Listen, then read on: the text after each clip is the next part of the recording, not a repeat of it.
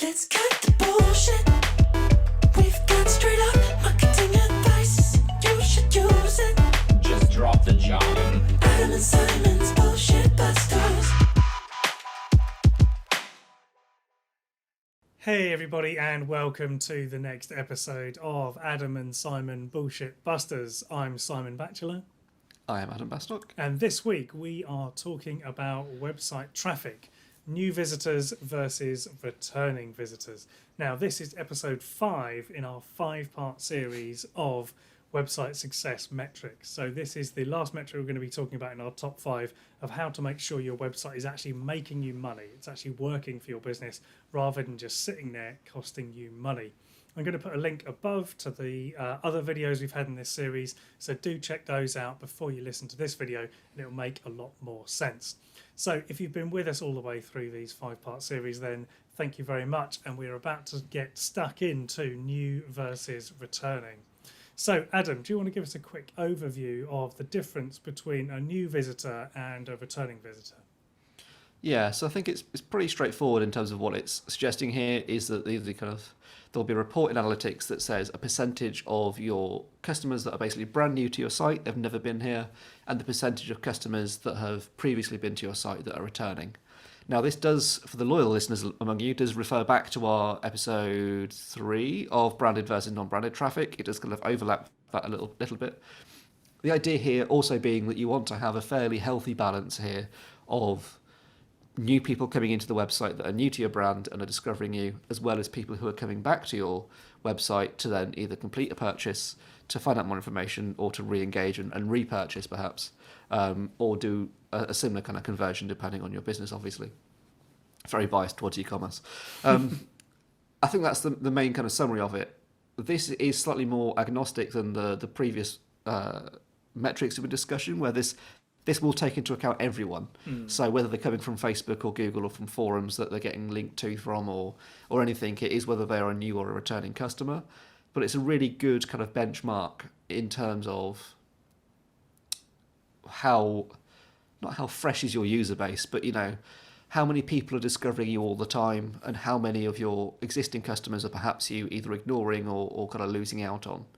Would that be a fair summary, do you think, Simon? I mean, what are your thoughts on this? I think so. I think also the other thing it can tell you is, from a marketing point of view, whether you are engaging your current audience or whether you are attracting a new one.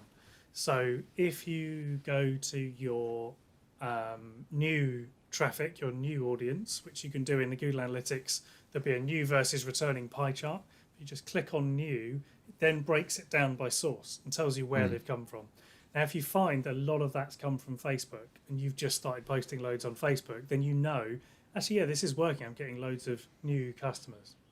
However, if you click on that and you don't see Facebook and you see maybe email or you see organic, and then you go to returning and you see Facebook, then you'd be like, okay, actually the stuff I'm putting out is just bringing back people who already knew about me. That's really interesting. So you can start to see whether the tone of your content or your objective of the content is matching the actual behavior of the users. So one thing you can then do, once you understand a little bit more about are they new to the site or do they already know me, is how does this affect the conversion rate? So fans of the podcast who listen to episode 2 about goals will remember the importance of being able to measure whether people convert. So this is, again, another metric we can use on top of goals to tell us more about whether new customers convert or whether maybe they're returning customers. So it takes maybe 2 or 3 visits before someone converts. If you understand more about why people need 2 or 3 reasons before they convert, you can understand more about your messaging that you're putting out. So if you're just putting out offer, discount code, offer, it's quite bombarding for the user, because they're not quite sure whether they even want the thing, yet let alone whether they want it at a discount price. So they'll come along and they'll consider, and then they might come back. But just you might find that you don't get many return visitors because you're kind of putting them off. So then you might want to try for the next month not putting out the offers so much, but talking more about the benefits of your product or service, how it helps. Sort of approach that with a bit more empathy of like, we know you're having this problem, we've got this solution, it's really, really good, here's a testimonial. and see whether that actually brings in some new customers or whether it brings back some returning customers and helps them convert. So I think you can kind of use it to sort of temperature check what your marketing is bringing you. Is it bringing you more new or more of existing audience? I think just to kind of explore that a little bit more as well, a good breakdown within that first time and returning is what they're converting on, because a first time user is going to probably convert on an email sign up more. You wouldn't expect them to be buying a $4,000 piece of furniture straight away on the website, for example, but they probably would sign up to something.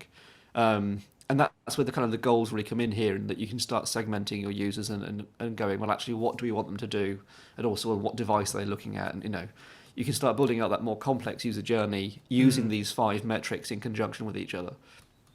And I think that's why we really picked this one as the last one for first time versus returning, because it can give you insights into the rest of the previous metrics, and just kind of brings it all together and really a bit more of a kind of oversight of what people are doing on your website, or what they're probably not doing, to be honest. Yeah. And that's where the goals come in, to really drill down and go, well, actually, if they're not signing up to the email list, why is that? Is it because we're trying to entice people with a discount, but they don't actually know what we sell yet? Whereas you might offer a discount code to someone who's been on your website 10 times but hasn't actually purchased anything, because at that point it's more likely that the value is the issue there, the cost, rather than the brand value, because they don't know what that is yet. Yeah, I would agree with that. I think the conversion rates are very interesting when you look at new and returning. You may want to, if you're in e-commerce, you may want to start having to look at average order value for new versus returning. You may also want to do kind of like abandoned cart rate. That's always a good one. So you may find that actually, if someone's got all the way to the checkout and you've got their email, then Klaviyo could then send them a discount code or entice them back sort of email. There's lots of sort of tricks and things you can do within Klaviyo and e-commerce with that. But understanding this new versus returning, it might mean that your engaged user, so let's say someone comes as a new visitor, they sign up to the mailing list, they get your email update, they come back to the website, you may find that actually their time on site is maybe 5-6 minutes. Like we find our returning visitors, our returning users, their time on site is really long when they come from email. And that's because I send out a tease saying like, I've written a blog, here's the question, click to read the answer. People come back to the site, and if they've clicked it, they will generally read the whole blog. So I get a good couple of minute read from my returning visitors because I'm building that audience. So in that sense, that's really positive, because it means that it is worthwhile raking the content. All I can see, I've spent a lot of time writing these blogs. Actually, people spend a lot of time reading them, so that's nice. So I think having this data, it's another metric when you combine it with our previous 4, and it just gives you a little bit more context. I think when we were in our previous video, when we were talking about mobile and desktop, again, that can be really interesting to see whether actually you may find that your initial visitors are all on desktop and then the returning are all on mobile, or vice versa. What does that tell you about the context? What does it tell you about their intent? Why have they come back on mobile? Why haven't they come back on desktop? If you're using retargeting ads, does that change? There's loads of questions that this opens up, and I think it's just important to know that context and intent of user search is fascinating, for one, but 2, there are lots of tools here to help you understand it more. Yeah, agreed. I think it's definitely one of those ones that, and it may also be why we left it for last, because it will just eat up all of your time as you go down a bit of a rabbit hole with it. But I think it's really worth looking at and just seeing what you find. I don't think there's much more I want to say on it, really, other than just have a look, dig into it, and don't think about the data as much, but think about the user behind that data and what they might be doing. Yeah. I would say it adds more meaning when you combine it with another metric than it does just on its own. On its own, it's interesting, but new and returning combined with source, very interesting. What's bringing you new, what's engaging your current audience. New and returning combined with conversions or goals, very interesting. On its own, it's okay, but when you combine it, it just gives you loads more insight. So check it out, have a play around with Google Analytics. There's loads of stuff you can do. There's loads of stuff you can drill down. Google Analytics has got a lot cleverer than it used to be. If you don't know how to find the report you want, just type it into the Google Analytics search bar. It's unbelievably clever at interpreting random seemingly random questions. You can type it in and it will say, "Oh, I've got a report on that," or it will make you a report. It's very, very clever. So if you want to know new versus returning by device, just type that in. It will show you. Bam! There's the graph. There's the data. It's incredible. The AI search on that is phenomenal. So do check that out and get stuck in.